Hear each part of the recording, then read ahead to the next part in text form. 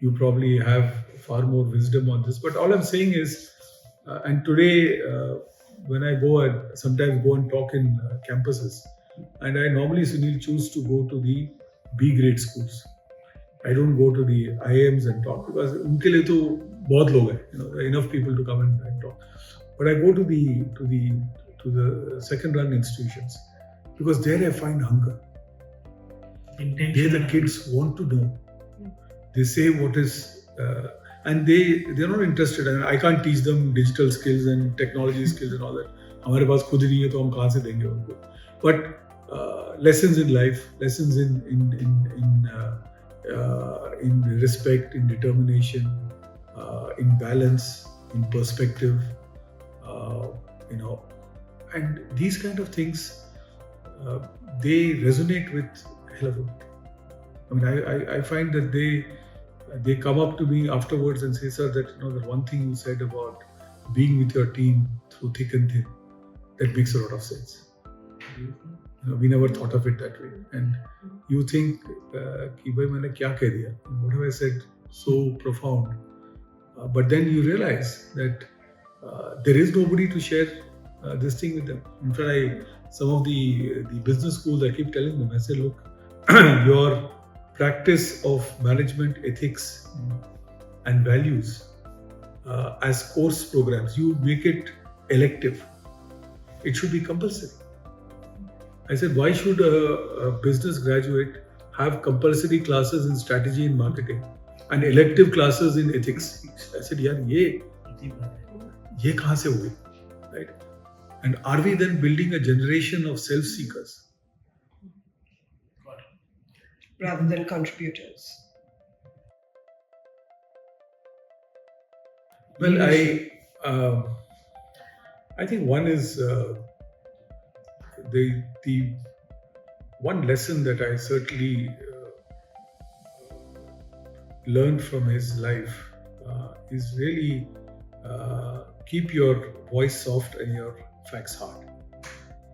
Voice soft, facts hard. That's a new one. I love that. That's you see his decibel level, you can barely hear him, right? Absolutely. But yet what he says cuts through, right? And I found this to be extremely useful in difficult situations. When I was given responsibility of running Nestlé India 8 years ago, 2015, we had that Maggi crisis that happened. And it was a serious kind of fallout for the organization. And I could have had either of two strategies. One is to be cold and clinical, and the other could be factual and empathetic. I chose the latter, and that instinctively came to me because of the lessons of Gandhi. That if he had harangued the British, they would have never left this country. You make things, it's like the difference between a frog that is falling into boiling water and a frog that is being boiled in water. So he chose the latter. Frog being boiled in water. Dhire, you make that coalition and make that happen. That's, I think, one lesson. That the second one, I think, is tolerance. And one of the things that I'm very sensitive about, one of the things I keep telling my people is, I don't care what caste, what creed, what religion, what denomination you are. You're all members of this great family. We all fly the Nestlé flag. This is what it is. So I really don't bother about anything. And what you contribute and what you do with the values of this company is more important. And in fact, I informally, whenever some of these incidents happen, I have a few in my office, a few outside from the minority community. I actually talk to them, saying, did you feel anything within this company? Has anybody looked at you differently? Is anybody treating you differently? Right? Have you felt a lack of sensitivity? And I keep telling my people, look, in public speaking, in conferences, in lighter moments, please don't crack jokes which are, gender offensive. We take it very seriously, but even denomination offensive, please don't do it, because I think it hurts people. And if somebody were to crack a joke about my own religion or my own denomination, I would feel bad about it and say, why should I be the butt of a joke? We crack jokes about something else. So I think this is the other lesson in tolerance.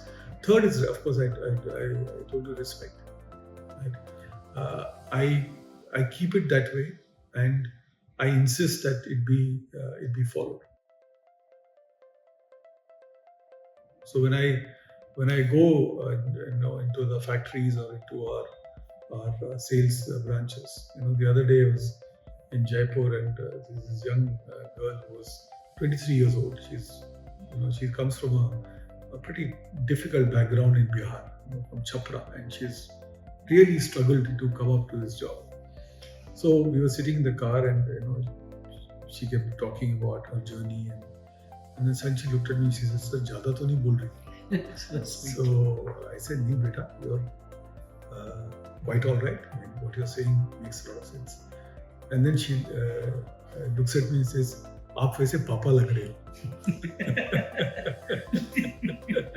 I said, "I must be as old as your dad, I mean, for sure." But I think these things, how do you build a culture in the organization?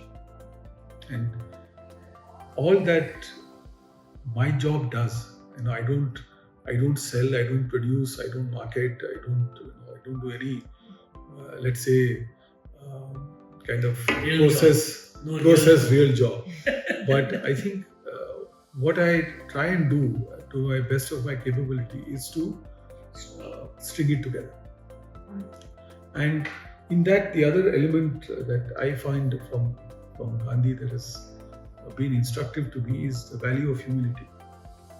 Two things happen that I notice with humility. One is, as the Dalai Lama said, he said, when you talk, you repeat what you know.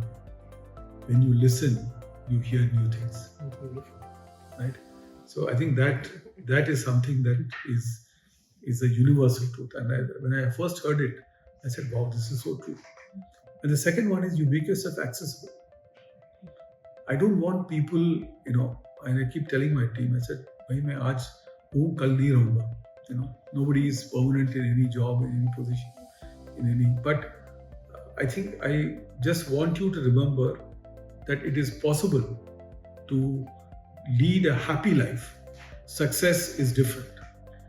I said, look, success ko mat karo, how many cars you got, how many houses you have. Maybe I don't have it. I don't need it. I don't value it. But I think happy life is led by living a life of purpose, with values, with people around you who look at you and say, here is a decent man. If that much you get in your life, I think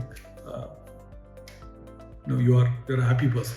You debate your job or retire from a company or retire from the government or whatever vocation you're doing. What happens to you on your farewell day? People will recount, sir, अच्छे आदमी थे, बहुत कुछ लिए बहुत कुछ किया है. That's what people are talking. इतना profit grow किया, इतना turnover grow किया, इतना. Who cares? Because somebody will come tomorrow and better it.